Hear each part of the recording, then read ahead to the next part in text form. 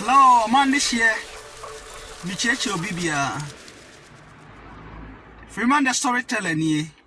Yao, apia nyama Freeman.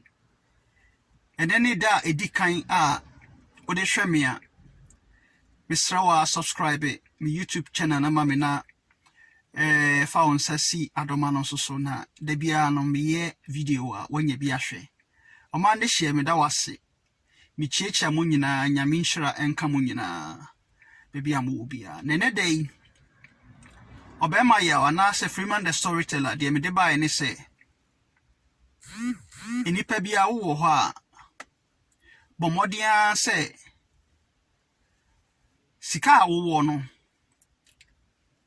ena di sa sika no a wo no ena ewo se wo bo bra na wo hwe sika wo no na catch you quote according to your size.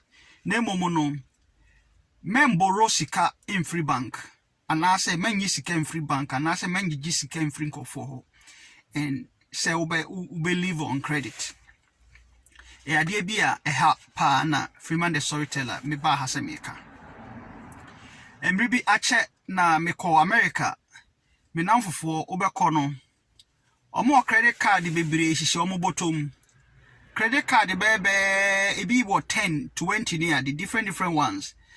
Bako 5 or so, bako 10k or so, bako 20,000 or so. No money aji na so but how will you spend money? Sika enya wodia. Inti try say $1,000 and £1,000 na €1,000. Ena ye wa usika try say ube spend your own money, but enye sika a free bank. Enye sika wanye juma until sweat. Sika na uyusua ube fi aba. Omande shie.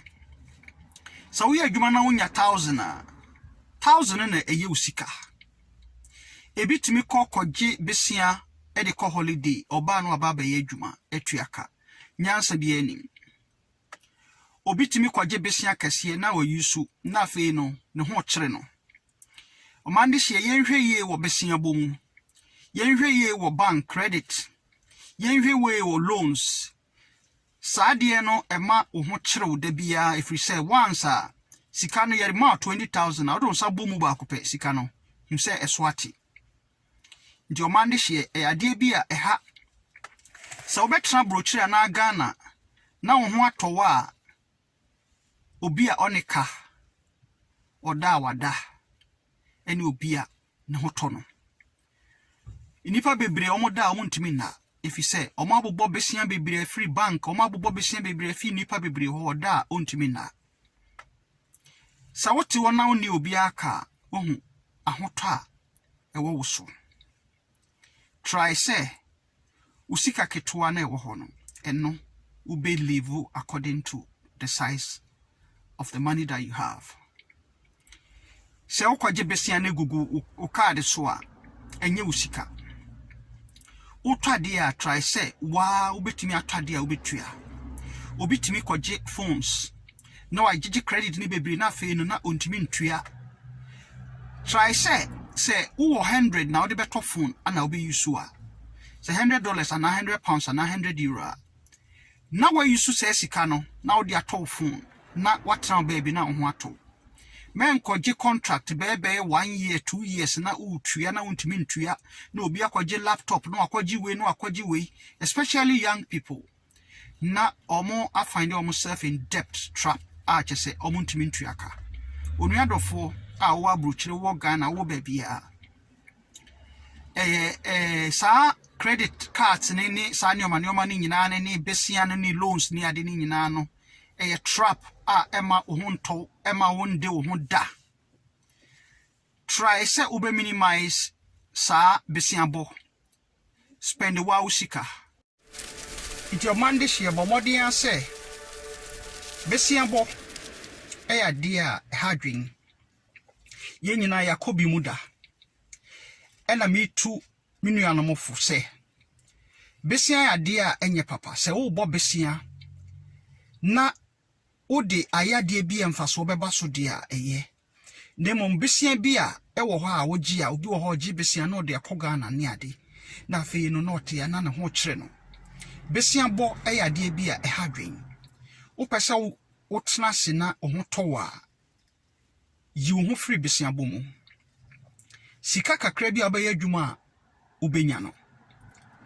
na wahwe wo ho yese wa wo sika ena wo be spend nemom no memfa wo ho enkohye besia bo mu too much obi a obo besia bia ne ne ho obi a wo credit card a wagigi sika kase bia o yusu bia ne ne ho inti o mande hye bo modern ase besia bo eya de a hadwin ye nyina yakobi muda ena mitu minu anomofo se besia ya de a enye papa se wo bo besia na ode ayade bi emfaso beba so de a eye nemom besia bi a ewo ho a wogi a obi wo ho gi besia no de akoga na ne ade na afei no not ya na ne ho kire no besia bo eyade bi a ehadwen wo pesa wo tena se na ho towa yi wo ho free besia bo mu sika kakra bi abaye adwuma obenya no na wahwe wo ho yese wa wo sika ena wo be spend nemom no memfa wo ho enkohye besia bo mu too much obi a obo besia bia ne ne ho obi a wo credit card a wagigi sika kase bia o yusu bia ne ne ho yenya hweye e wo besia bo inipa wasa ode wo ho wankasa usika ketuwa bi e wo ho no eno live by your own budget kakra bi a wo no mo woni nso ne hwe ne yie medamasi a Freeman the storyteller ni abring nyina